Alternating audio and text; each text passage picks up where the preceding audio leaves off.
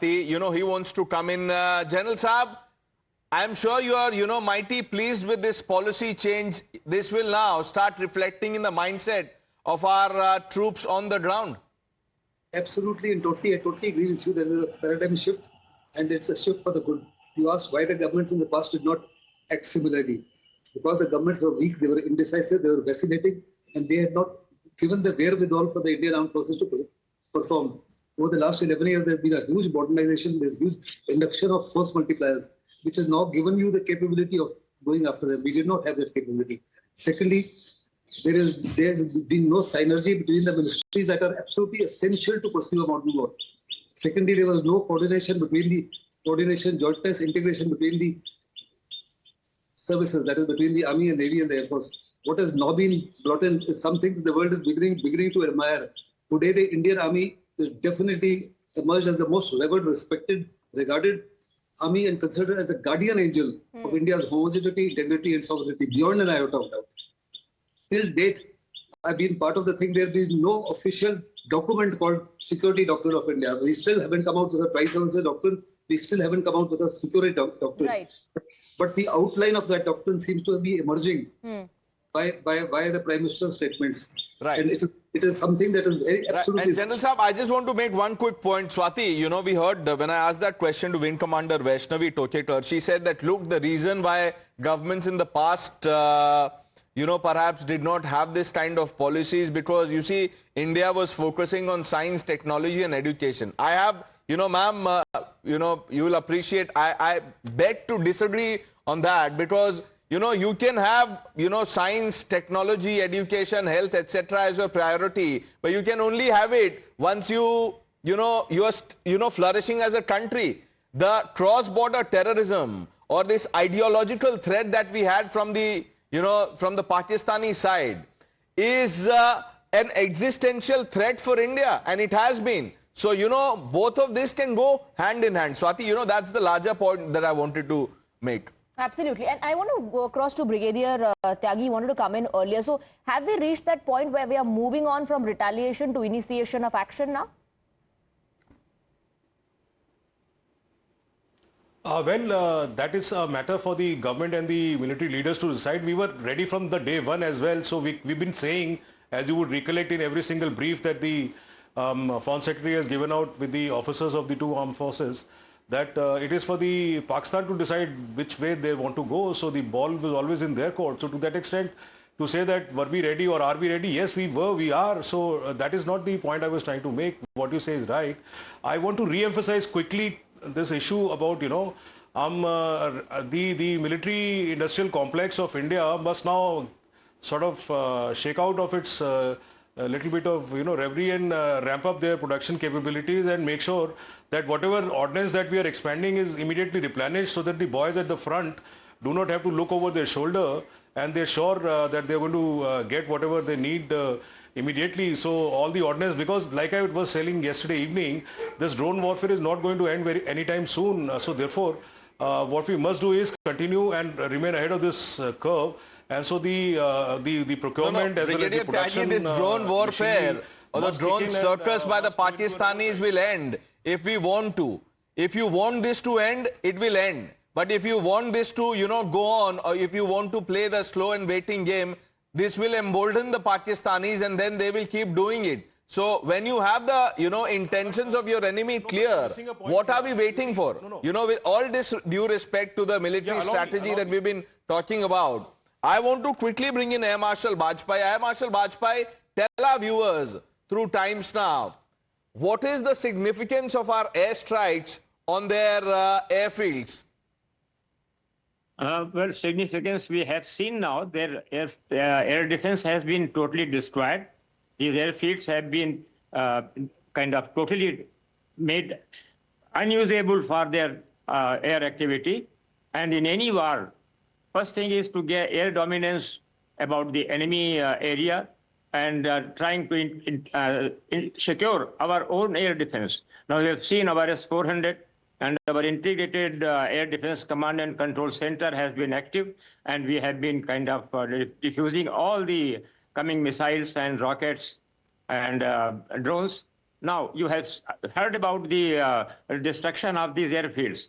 That is the first step, that we make them kind of unusable, and so that their air defense cannot be activated.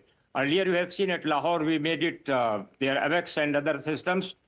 We destroyed them, and they are not able to completely defend themselves from the air. Now, another point is very important, that this time we have seen a very coordinated approach by all three services. Even the paramilitaries have come in.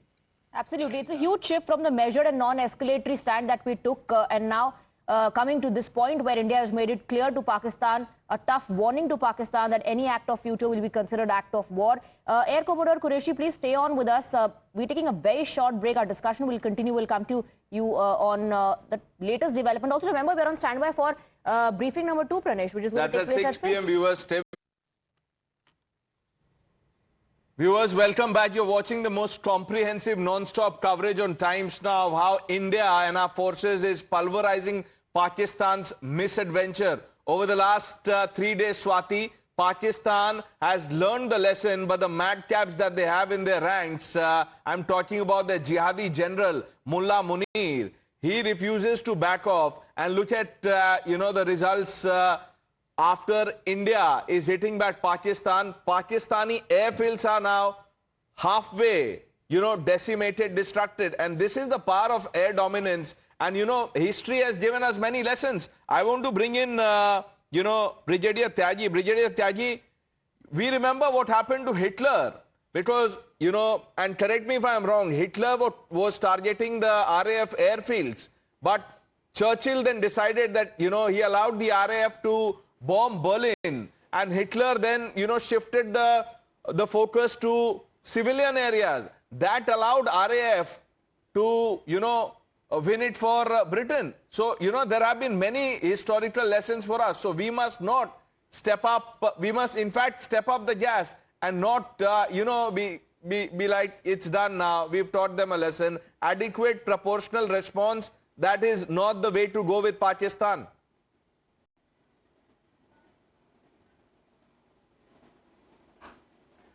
Pranesh, I must tell you this. I think we are talking about the same thing. We are on the same page. It's just the ways to the end is what probably is probably a little bit of difference between what you are saying and what I am saying. I am saying the armed forces and the government of India is following a particular strategy. They don't even immediately want to sort of take it absolutely to the top notch. They are giving Pakistan the opportunity to sort of, take the little bit of respectable way out of this, instead of punishing the complete, the citizenry of Pakistan. So therefore, there is a humanitarian angle also there. While what you say is right, you can immediately take it up and decimate or go for their juggler. By juggler, I mean not their rhetoric about juggler, the actual juggler. So therefore, it can be done. But see, there is a method here. We are a responsible country. We are a democratic country. And we are not being led by Islamist from general. day one, So therefore, after the Pahalgam attack, Prime Minister's first address, he made it absolutely clear that we are targeting the terrorists. We are going to hit at the terrorists, the perpetrators, their backers, the entire terror ecosystem there. I want to bring in Air Commodore Qureshi as well into the debate. So the intent now, or the message of intent now, is not just reactive, but be proactive. That we're not going to lay back and wait for something like this to happen for us to retaliate, but take a position where we are making it absolutely clear that one wrong step from your side, and that will be the beginning of a war.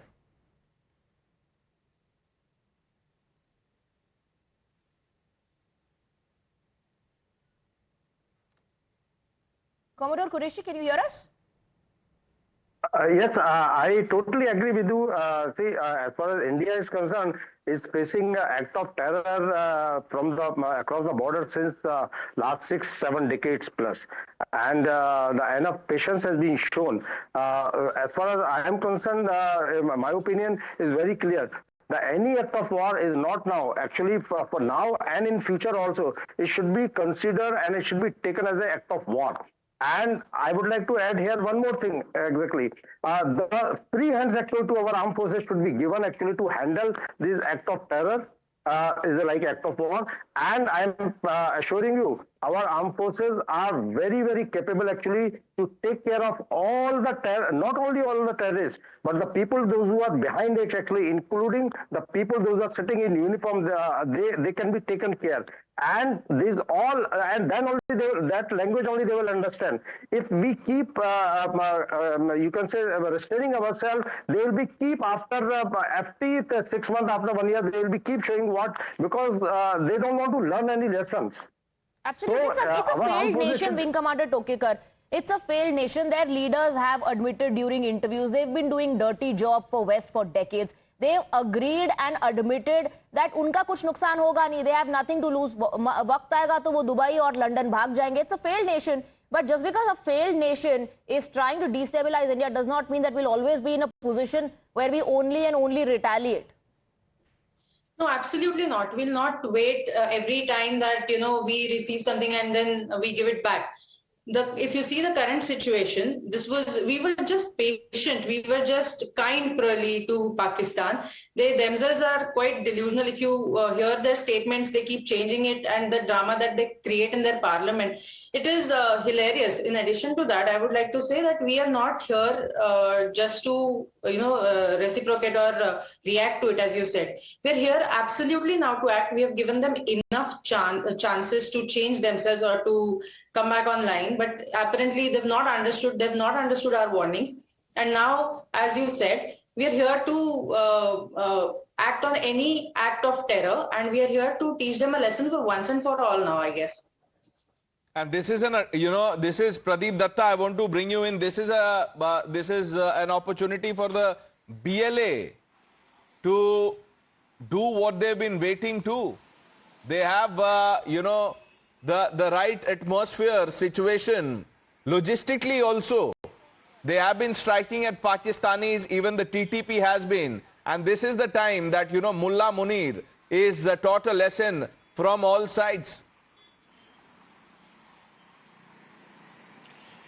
Pradesh, they have already started doing it. Today, just short while back, they have come out with a release where they are claiming that 39 locations in Balochistan have been targeted by Baloch Liberation Army. They have occupied many of the police stations, a big setback for the Pakistan Army. Many of them have been killed. They have also occupied National Highway, and they are looking for the people who had been informers for those mukbirs for those Pakistan Army. So they are targeting them, they are identifying them, killing them. Things are really difficult for Pakistan Army. So that's one of the reasons why General Munir really wanted to escalate the situation, because he knew that he has lost his credibility. He is facing a problem in Balochistan. He is facing a problem in Khyber Pakhtunkhwa. Things are not good in Pakistan-occupied Jammu and Kashmir. And already we have seen that how the political class, so far the PTI people are concerned, they are also coming out openly. And so far we have seen people openly coming out and speaking against Munir. So he thought that the best thing is to go and target India, and that will be the only way he will be able to keep flock together, because they do only things. One is that India obsession that makes them feel that flock can be kept together, and the second is about the religion that they can be using, because everybody knows when Jinnah found that all these provinces after 47, when they got independence, so-called independence on 14th of August, when he gave the speech that Hindus and everybody are free to go to the mosques, they go to churches and gurdwaras, everywhere they can go. And that was the time when Maulana Maududi, who was of Jamaat-e-Islami, started questioning. We never asked for the secular Pakistan. We would have no problem had we stayed with India. We wanted an Islamic nation because we believe in Ummah. So that was the time when Jinnah realized that the only thing that can keep that will act as a gel to keep all these provinces together was that we should use religion. And that is when the Islamization seed was sown, and finally they said that we have to keep them together. That is what exactly Mullah Munir is also doing, because you must have seen just a few days back he was interacting with some of the soldiers on the ground. He was not acting like a general. He was reciting Quranic verses, because he thought that that was the only way that he can keep his army together, because people feel Mullah Munir is fighting his own war. He's fighting for his own cheer. Right. He's not fighting for the country. So why we should fight for a man who is fighting for himself? So that is the difference between the Indian army, and that's the difference between the Pakistan army. Pakistan army is about I don't know, Pradeep, when this will happen, whether or not this will happen, but I want to bring in Mr. Major General Sehgal. General Saab, has the time come to have a Baloch embassy in New Delhi? Because, their people have already taken off the Pakistani flags. They are writing letters to the United Nations, pressing their need. And underlining what they want, they also want a UN delegation to visit Balochistan so that, you know, it can have a first-hand access of the atrocities inflicted by the Pakistani military. If you ask my personal opinion and personal view, yes, it's time that we allow the embassy. But our Prime Minister, the External Affairs Ministry, they have the maturity, they have very many more inputs that I do not have access to. And they will take a better and a very mature decision as to when that embassy should be opened. They've been wanting an Indian embassy in India for the last couple of years, but we've so far resisted. Whether it's the time now or it's going to be 6 months later is for them to decide. But Pakistan is clearly imploding from within. And we were to wait out and see that the implosion takes place sooner than later. Absolutely. In fact, two things that I wish to mention over here. It is not in our interest to wipe out Pakistan. It's not in our interest to decimate Pakistan. It's not in our interest to pose an existential threat to Pakistan. Pakistan is a nuclear state. Should you decimate Pakistan? Should you wipe out Pakistan? Or should you pose an existential threat? मरता क्या ना करता वो कहेंगे सनम मैं तो मर रहा हूँ लेकिन तेरे को भी डूब कर मरूंगा.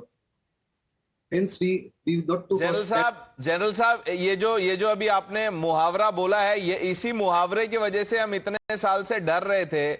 I can, sir, you know, obviously you know more, but this will never happen, sir. I'm telling you, this bluff that the Pakistanis have been, gotten away over the years, we must call this. And when we say that, teach Pakistan a lesson, we are not saying that, look, kill or eliminate all the Pakistanis. No, we are not saying that. We are saying strike hard at the head of the snake. What is the snake? Who is the snake? It is the Pakistani military, the deep state, the ISI. That is what we want. And some